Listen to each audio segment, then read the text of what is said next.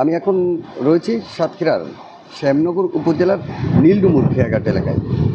এরই মধ্যে আবহাওয়া দপ্তর যে আগেই আমাদেরকে জানিয়েছিল সন্ধ্যা 7টার পর থেকে মূলত ঘূর্ণিঝড়টি সাতক্ষীরার উপকূলে অতিক্রম শুরু করবে। এখনই কিন্তু তাণ্ডব শুরু করেছে সাতক্ষীরা উপকূলে ঘূর্ণিঝড়টি, এবং আপনারা দেখছেন নদীতে কিন্তু এখন ভাটা চলছে, যে পানি অনেক নিচে থাকার কথা, অথচ পানি কিন্তু কমেনি, আবার নদীতে জোয়ার শুরু হয়েছে।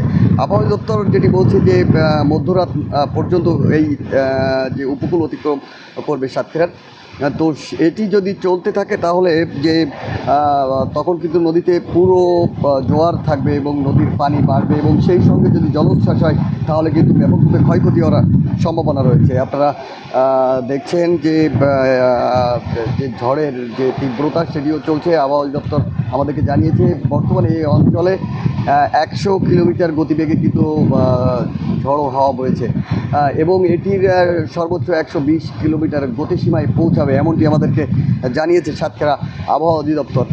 তো সন্ধ্যার আগে থেকে কিন্তু উপকূলের যারা সাধারণ মানুষ তারা কিন্তু আশ্রয় কেন্দ্রগুলোতে যাওয়া শুরু করেছে। আমরা কয়েকটি আশ্রয় কেন্দ্র ঘুরেছি, সেখানে কিন্তু বেশ কিছু মানুষকে আমরা লক্ষ্য করেছি তারা রয়েছে। তবে তাদেরকে রাতে কী ধরনের খাবারের ব্যবস্থা করা হবে সেটি কিন্তু এখনও আমরা জানতে পারিনি। তবে এখানকার যারা জনপ্রতিনিধি রয়েছেন তিনি আমাদেরকে জানিয়েছেন তাদেরকে শুকনা খাবার দেওয়া হবে বা রাতে খিচুড়ির ব্যবস্থা করা হবে, এমনটি আমরা জানতে পেরেছি।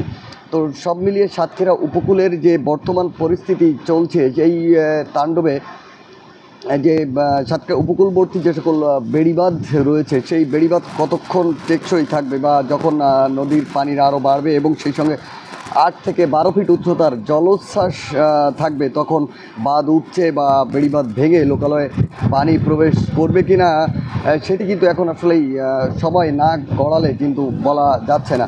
তবে পানি উন্নয়ন বোর্ডের যিনি নির্বাহী প্রকৌশলী আমাদেরকে বলেছেন এখন আল্লাহকে ডাকা ছাড়া কিন্তু আসলেই তাদের হাতেও করণীয় কিছু নেই। তো সব মিলিয়ে সাতক্ষীরার উপকূলের যে ঘূর্ণিঝড়ের যে সর্বশেষ পরিস্থিতি, তো আমি আকরামুল ইসলাম আবারও পরবর্তীতে আপনাদের কোনো আপডেট খবর জানাবো।